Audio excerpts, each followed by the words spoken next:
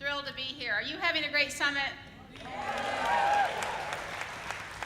I'm having a fabulous time and I'm thrilled that we're all here together. A very special thank you to Paul Hastings once again for sponsoring this plenary. And thank you to all of our generous sponsors. We could not do this important work without all of you. Thank you so much.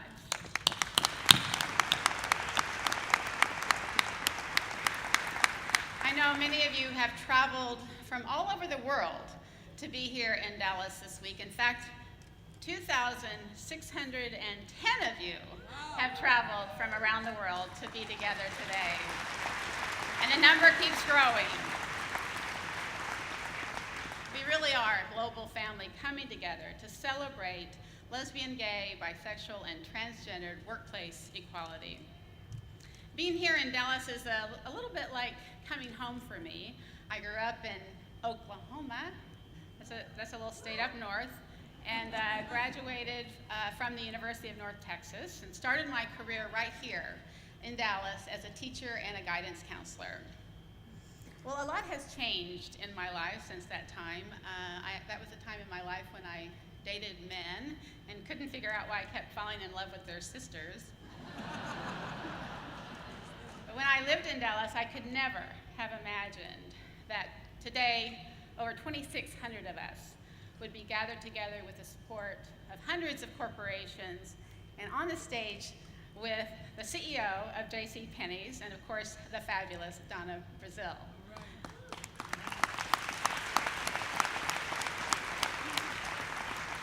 I left Dallas over 20 years ago. I must have been about 9, I guess. And I moved to the San Francisco Bay Area to become a Presbyterian minister. Well, as some of you know, in the very first month of seminary, I finally came out to myself as a lesbian. Surprise! And at the very same time realized that the Presbyterian Church was not exactly as thrilled with this realization as I was. And I knew if I came out and chose to live my life honestly and openly, that the church would not allow me to be ordained as a minister. Regardless of my abilities, my passion, my commitment, I would not be allowed to follow my chosen career path.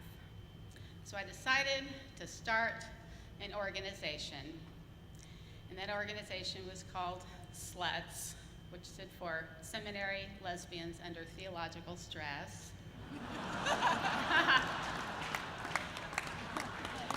Well, as you can imagine, the constituency was very committed, but rather limited. So I went on from there and started Out and Equal Workplace Advocates, because I believe then, as I do now, that no one should ever have to choose between a career we love and living our lives with authenticity and integrity.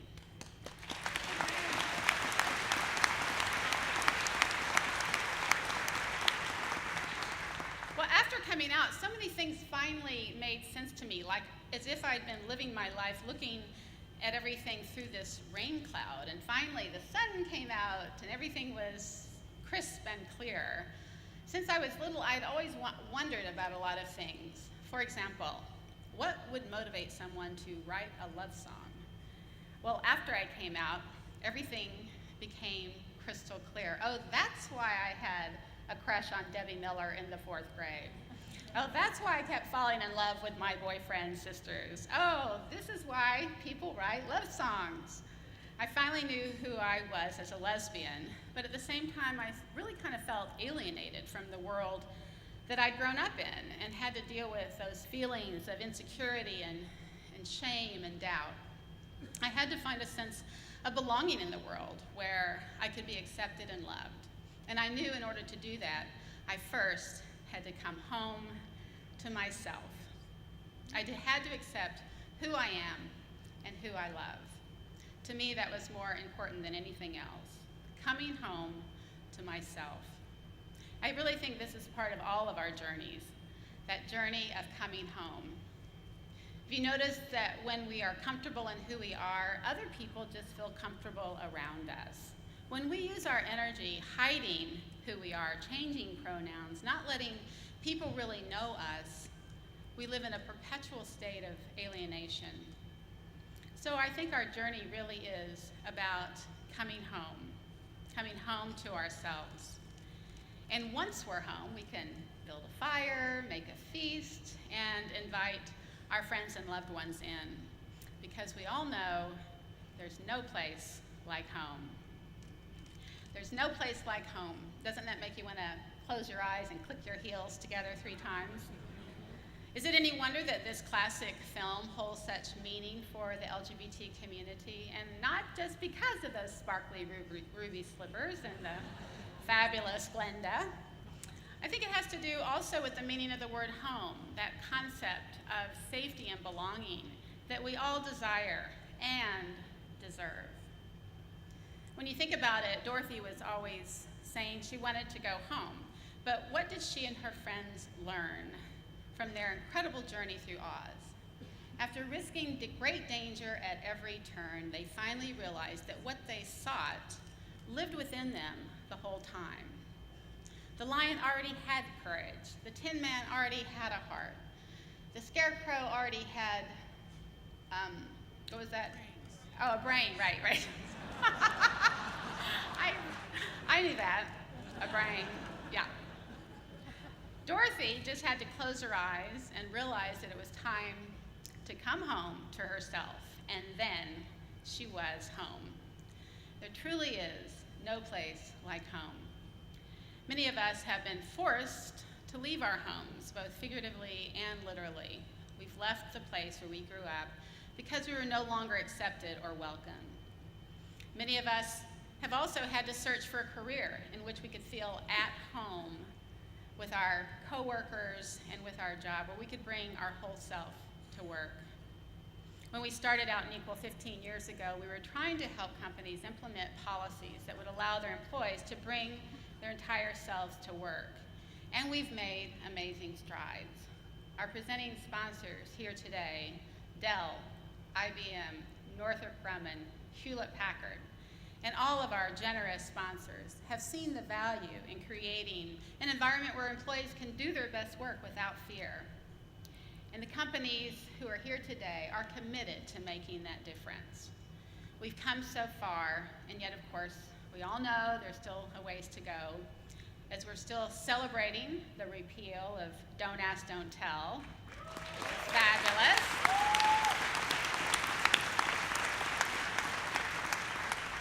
And yet we know that this is only the first step on the road to full equality for LGBT service members.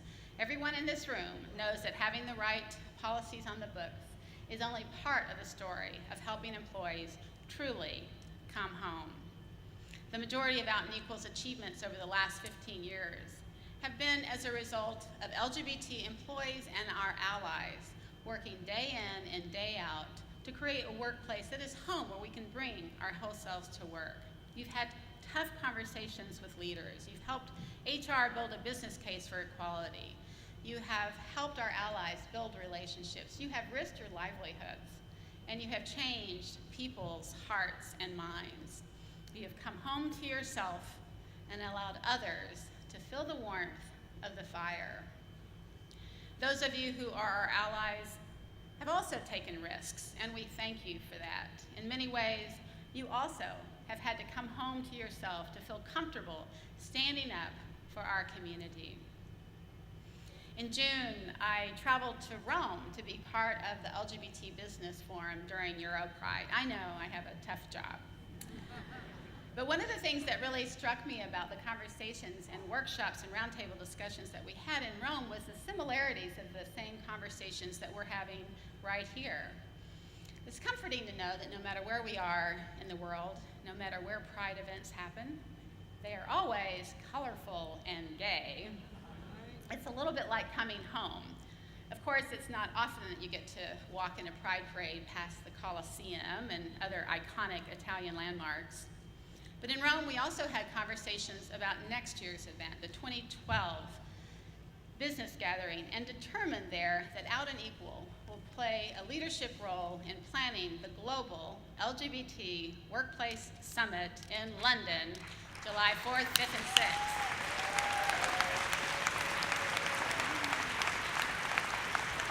We're very excited about that.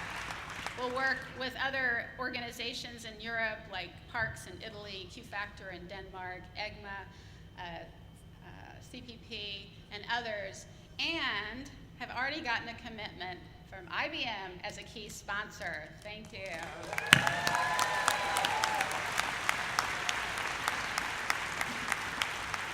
So plan to join us in London in July and let your colleagues in Europe and around the world know about that as well. Well, from Rome, I went to Budapest to speak at the second annual LGBT Hungarian Business Forum. Who knew? Again, I was struck by some of the similarities of the conversations, but one thing really stood out to me.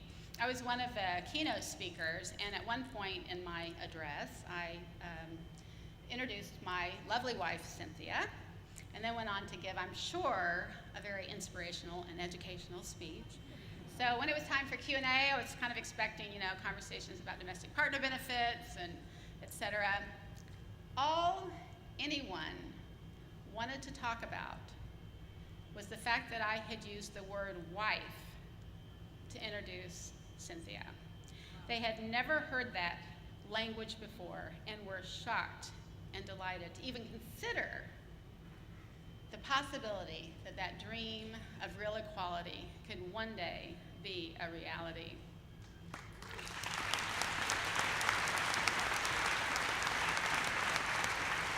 So of course, all of their questions were about, our wedding and what it was like to get legally married in that little window in California, but they could not believe there would ever be a time when marriage equality could become a reality. We really are a global family, and I think for everyone, regardless of where you live, coming home to ourselves is a vital part of our journey as LGBT people and our allies. But it doesn't mean that once we're home that we can just become couch potatoes. Once we come home to ourselves, then it's time to reach out to others and work to make a difference for the broader community. Louise Young from Raytheon told me about, it's Louise in the house, returning to her alma mater in Ada, Oklahoma. She'd gone to school there and taught there and had been fired for being a lesbian.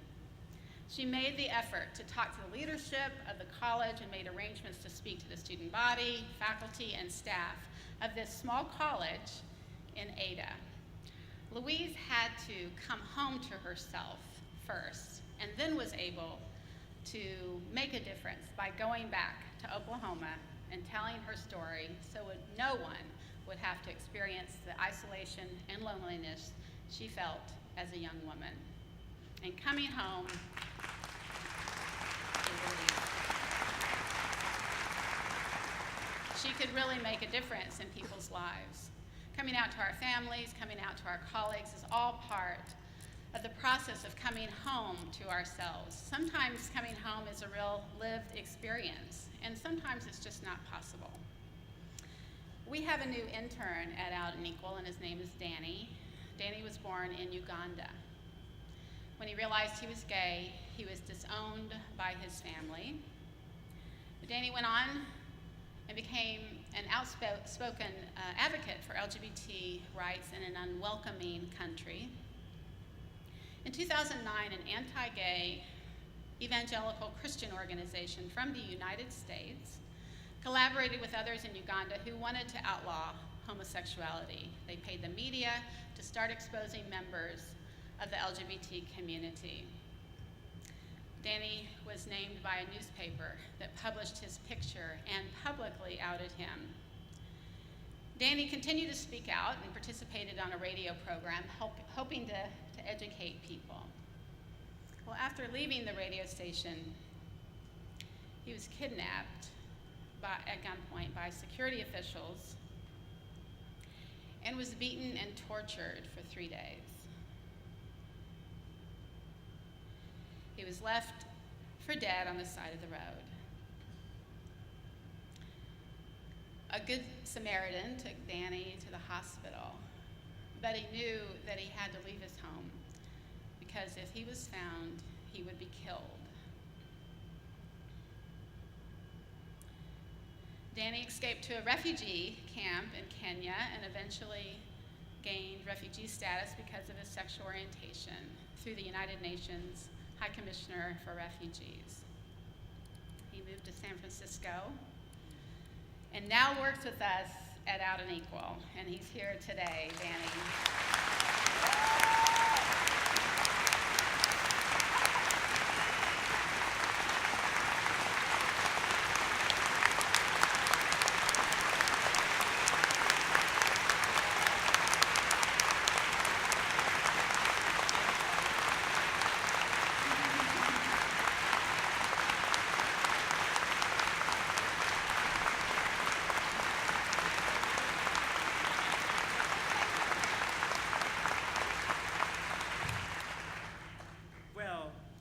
I've never spoken to a large audience like this one. I was in Washington, D.C. In August. I was selected to represent the LGBTI asylum seekers and refugees all over the world. And a journalist asked me a question. He asked me, Danny, for the few months you've been in the US, what have you achieved? And I said, freedom. Freedom I have achieved. I'm here, I'm very happy. I thank Out and Equal for giving me an opportunity in my life as I resettle in California. Thank you so much for whatever you're doing. Out and Equal has done a great job all over the world. Thank you so much. Thank you, Selisse. I love you.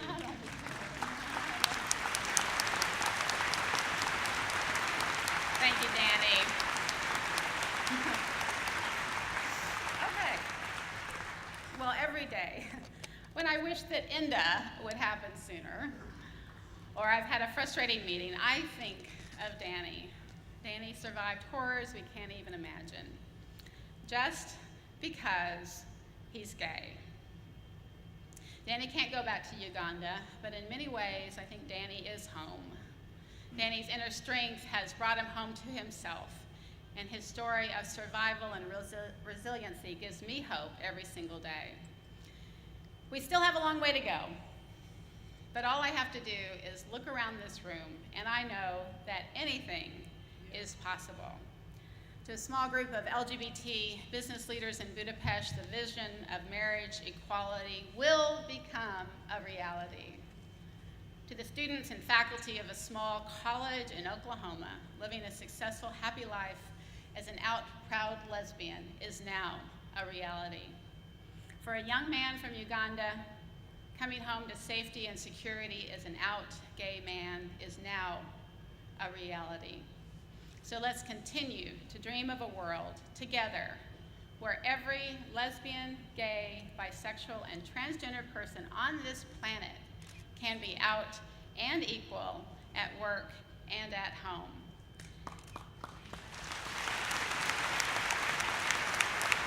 And we can all live our lives with authenticity and integrity by coming home, because there's no place like home. Thank you for the work you do every single day, making a difference, changing the world, one cubicle and one workplace at a time. Thank you.